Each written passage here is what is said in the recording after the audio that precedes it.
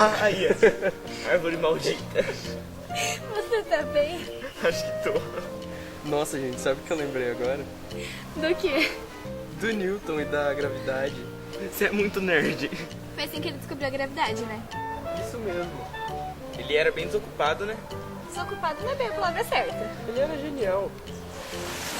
Genial! Que susto. Vocês estavam falando de Sir Isaac Newton? Na verdade, a gente tava rindo do Robertinho, que passou por algo parecido com o que o Newton passou. Entendi. Mas vocês sabem o que é gravidade? É aquele negócio que segura a gente na Terra, né? É mais ou menos isso. Por que vocês não vêm pro meu laboratório? Eu explico melhor tudo isso pra vocês.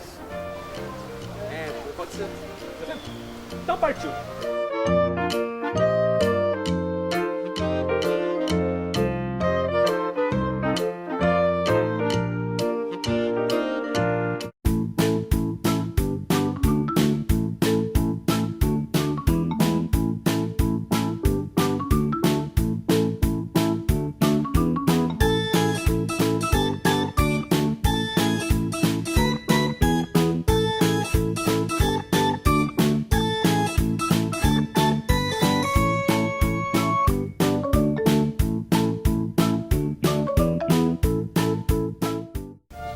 Senta aí, tem muita coisa pra gente conversar hoje.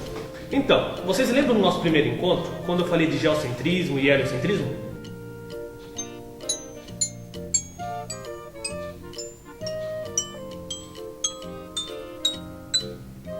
Sim. Então, os principais nomes por trás do heliocentrismo são Galileu Galilei, que foi perseguido pela Igreja Católica durante a Inquisição por defender o heliocentrismo, e Nicolau Copérnico, astrônomo polonês que desenvolveu a teoria heliocêntrica do Sistema Solar, aproximadamente em 1700, contrariando toda a crença geocêntrica que a Igreja Católica defendia. Mas quem desenvolveu os cálculos, as equações e sistemas matemáticos avançados do Sistema Solar foi o Johannes Kepler. Vocês já ouviram falar dele? Não. Quem é esse cara? Johannes Kepler foi um cientista, astrônomo e matemático alemão que desenvolveu as leis fundamentais da astronomia, as leis de Kepler. Você já deve ter ouvido falar dessas leis na escola. A primeira lei diz que os planetas realizam órbitas elípticas ao redor do Sol, que ocupa um dos focos da elipse. Essa lei é conhecida como Lei das Órbitas. A segunda é conhecida como Lei das Áreas e diz que o segmento que une o Sol a um planeta tem a mesma área no mesmo intervalo de tempo em diferentes momentos da órbita. A terceira lei de Kepler, a Lei dos Períodos, diz como obter uma constante que serve para calcular a distância média do corpo em órbita ao seu Sol, e também o período de sua órbita, que é o tempo que ele leva para dar uma volta completa ao redor do Sol ou de outro corpo. Mas onde que o Newton entra nessa história? Então, assim como Kepler, Newton também tem suas três leis. Um corpo em movimento tende a permanecer em movimento, e um corpo em repouso tende a permanecer em repouso. Essa é a primeira e mais famosa lei, a lei da inércia.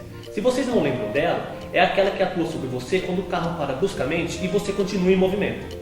A segunda lei de Newton é a do princípio fundamental da dinâmica. Ela diz que a força é sempre diretamente proporcional ao produto da aceleração de um corpo pela sua massa. Ou seja, é uma fórmula para calcular a força necessária para tirar um corpo do estado de repouso. A última lei é a da ação e reação. Ela diz que as forças atuam sempre em pares. Para toda força de ação, existe uma força de reação com o mesmo módulo e direção, mas com sentido diferente. Ah, já vimos isso na escola. Muito bom! Então é a massa da Terra que faz com que o planeta tenha uma gravidade. A gravidade ela tem uma aceleração de aproximadamente 9,81 metros por segundo ao quadrado, sempre em direção ao centro da Terra, ou seja, sempre para baixo, certo? Certo. Então me responda, por que a Lua não cai na Terra? Pelo jeito ninguém sabe, né? Eu disse que a gravidade da Terra gera uma aceleração de quase 10 metros por segundo ao quadrado, sempre para baixo, como se fosse uma corda gigante puxando a Lua para o centro da Terra. Agora imagine que alguém venha e empurre a Lua com uma força em sentido perpendicular à aceleração da gravidade, ou seja, com um ângulo de 90 graus em relação à atração da gravidade.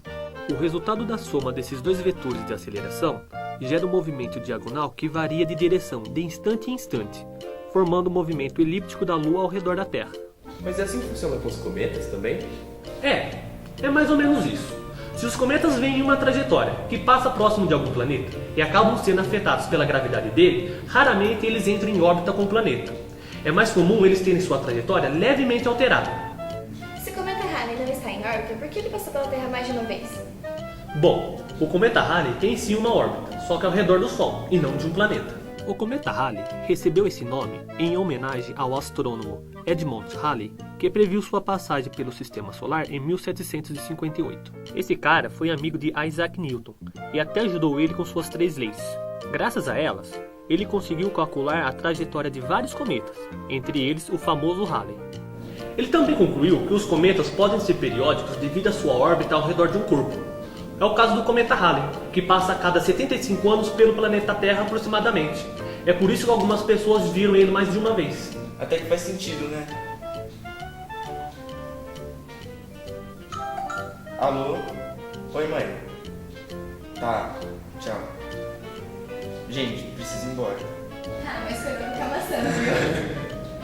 Acho que foi meu avô. Eu também já vou. Ok então, mas vocês já sabem, sempre que rolar alguma dúvida sobre ciência, eu estarei lá. Até a próxima. Até. Tchau. Tchau.